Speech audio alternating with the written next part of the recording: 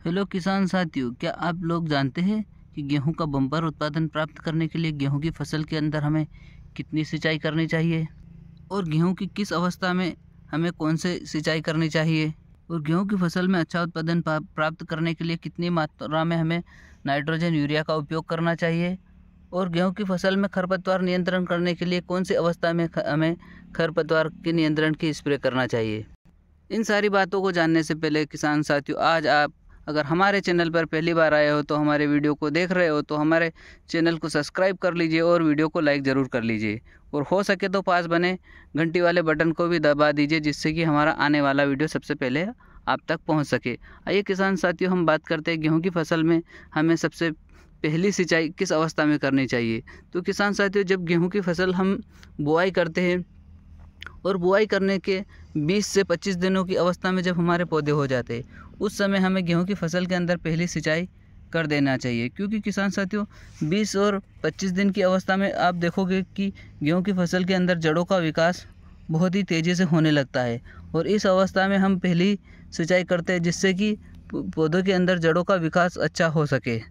और यह अवस्था पहली सिंचाई के लिए काफ़ी उपयुक्त अवस्था मानी गई है। इस अवस्था में जब हमारे पौधे 20 से 25 दिन की अवस्था में होते हैं, उस समय हमें इसके अंदर नाइट्रोजन की कुछ मात्रा का उपयोग करके पहली सिंचाई कर देनी चाहिए।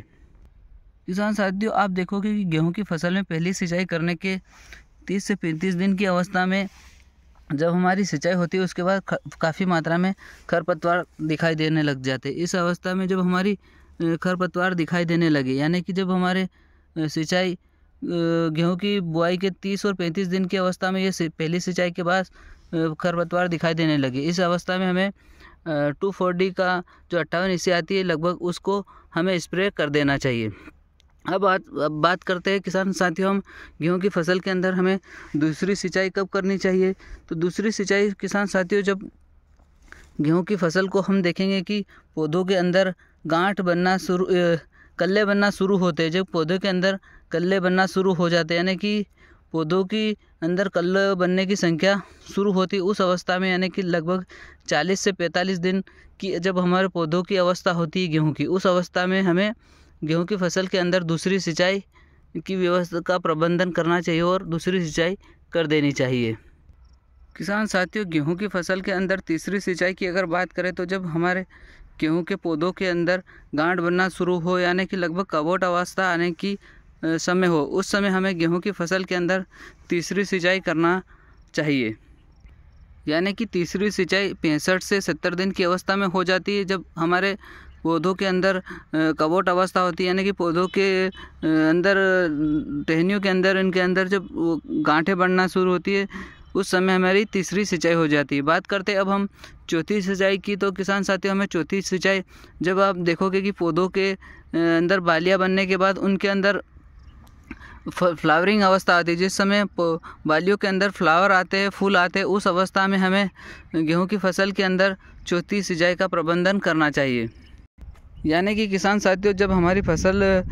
90 से 95 दिन की अवस्था में होगी, उस समय इसके अंदर फ्लावर की अवस्था होती है। उस फ्लावर की अवस्था में हमें चौथी सिंचाई कंप्लीट कर लेनी है। यानी कि अब बात करते हैं किसान साथियों हम पांचवी सिंचाई की। तो जब हमारे पौधे जब बालियों के अंदर फ्लावर अवस्था ख़त्म होने लगती है लगभग, और जब हमारे पौधों के अंदर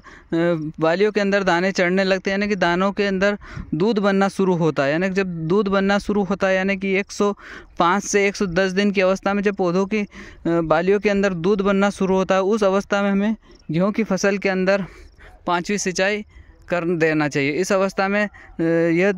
सिंचाई करने से लगभग सभी दानों की आकार लगभग समान और एक जैसा बनता है।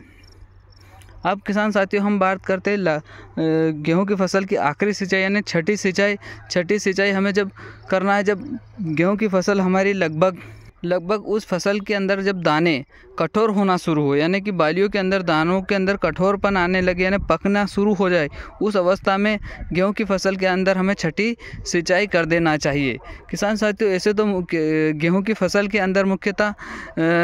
4 या 6 सिंचाइयों की आवश्यकता होती है। यानी कि किसान साथियों, अगर हमारी ज़मीन हल्की भूमि है तो हमें 6 सिंचाइयों की आवश्यकता होती है, और अगर हमारी ज़मीन भारी है यानी बहुत ज़्यादा उर्वरक ज़मीन यानी उसके अंदर उसकी उर्वरकता क्षमता ज़्यादा है तो हमें 4 सिंचाइयों में भी काफ़ी पर्याप्त मात्रा में अच्छा उत्पादन मिल जाता है। किसान साथियों, गेहूं की फसल का अच्छा उत्पादन प्राप्त करने के लिए किसान साथियों हमें गेहूं की किस्मों का भी चुनाव करना अति आवश्यक होता है। यानी कि किसान साथियों, जब हम गेहूं की अच्छी किस्मों का उपयोग करेंगे, यानी कि जो जिस क्षेत्र के लिए अनुकूल होती है, यानी कि जैसे कि आप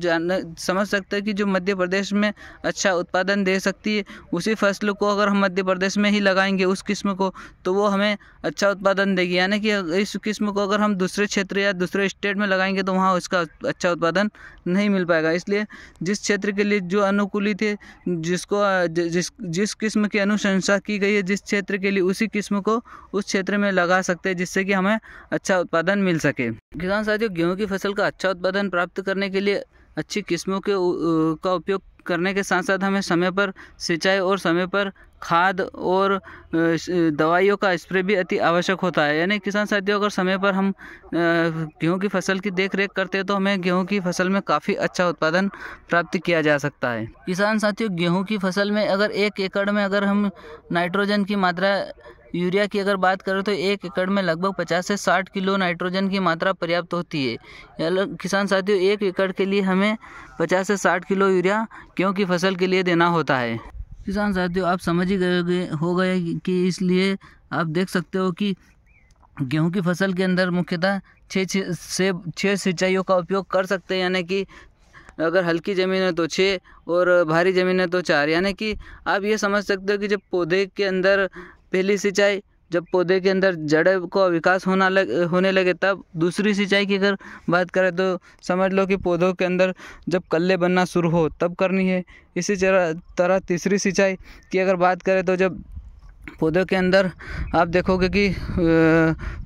कल्लों का विकास होने के बाद जब पौधे अपनी कवोट अवस्था में आते हैं उस समय कर सकते हैं। उसके बाद जब पौधों के अंदर फ्लावरिंग अवस्था होती है उस समय सिंचाई करनी है। उसके बाद जब आप देखोगे कि पौधों के अंदर जब दाना चढ़ना शुरू हो, यानी दानों के अंदर दूध बनना शुरू हो, उस समय सिंचाई करनी है। फिर जब आप देखोगे कि दाने कठोर होना शुरू हो, उस समय सिंचाई कर सकते। इस तरह समय समय पर खेतों की देख रेख करते रहना चाहिए और समय समय पर हमें सही सिंचाई करना अति आवश्यक होता है। अच्छा उत्पादन लेने के लिए समय पर सिंचाई अति आवश्यक होती है। किसान साथियों, मेरे द्वारा बताई हुई जानकारी आपको कैसी लगी कमेंट ज़रूर कीजिएगा, और हो सके तो हमारे चैनल को सब्सक्राइब और वीडियो को लाइक ज़रूर करिए। किसान साथियों, वीडियो कैसा लगा अंत तक देखने के लिए आपका बहुत बहुत धन्यवाद।